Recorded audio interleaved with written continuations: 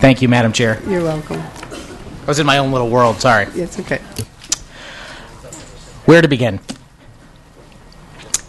I want to start by saying that the Medicaid waiver program is something that I am very much behind. I think that this program helps a great many people in our state who are in genuine need of assistance from their fellow citizens here in Connecticut.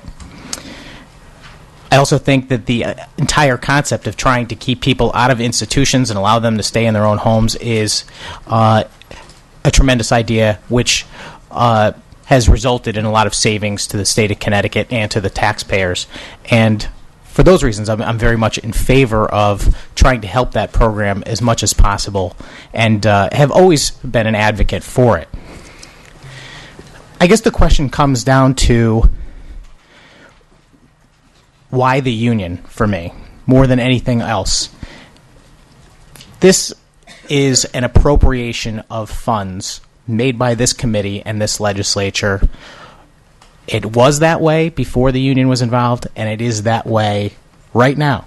And in fact, the vote we're about to take is going to be a determination of whether or not we're going to appropriate more funds to this program.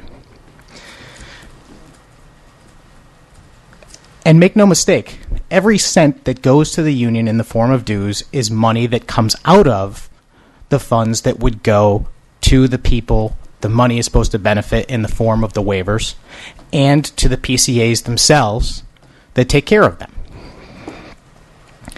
So we heard some testimony today about people's voice, about the voice of the PCAs. And I can respect and understand that for sure.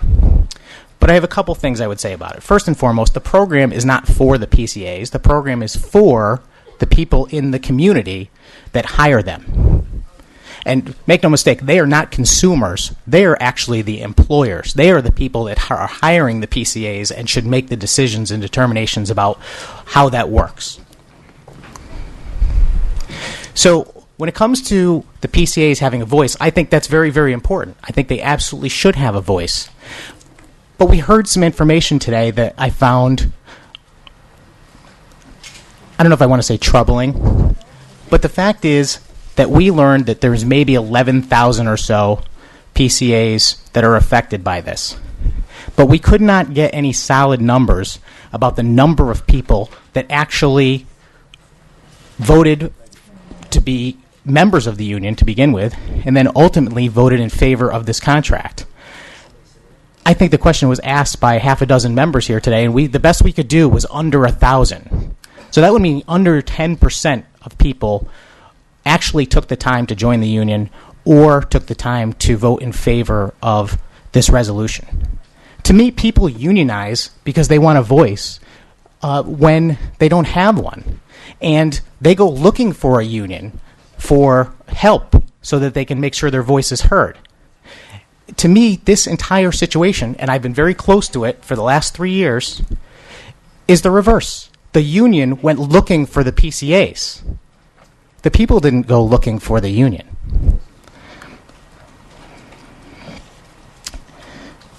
So, I guess I'm trying to figure out what to do, because I want to do the right thing by the people that are in this community who absolutely need this help. We heard testimony from PCAs themselves, and we heard testimony from the people they serve, and all of them agree on the same thing, that there's not enough money in the program and they need to be taken care of. So, Madam Chair, I am very, very angry about the way this entire unionization process occurred. I went so far as to be party to a lawsuit against the governor when the executive orders went down, because I felt that it was completely improper, and it was something that should have been done through this legislature. But at the end of the day, I truly believe in my heart of hearts that we do need to help these people, and we do need to expand this program because it saves money for taxpayers in the state, and it does truly help people. So I'm going to vote in favor of this resolution. But it's one of the hardest things I will do here, because I think we came to this point in the worst possible way. And I want to just end with one last thing, and that is The saddest thing I have had to deal with since becoming a state representative is the tremendous amount of hypocrisy I have to deal with. Many people are going to sit in this room and vote in favor of this because they're helping the PCAs. But there was an amendment that was put on the floor of the House of Representatives 2 years ago when the unionization first occurred to increase the funding $15 million for this program. Not $1.8 million right now. $15 million. $13 million in direct funding and $2 million in training. And many of the same people that are going to vote in favor of this amount today because the union is involved voted no at that time. Thank you, Madam Chair. Thank you.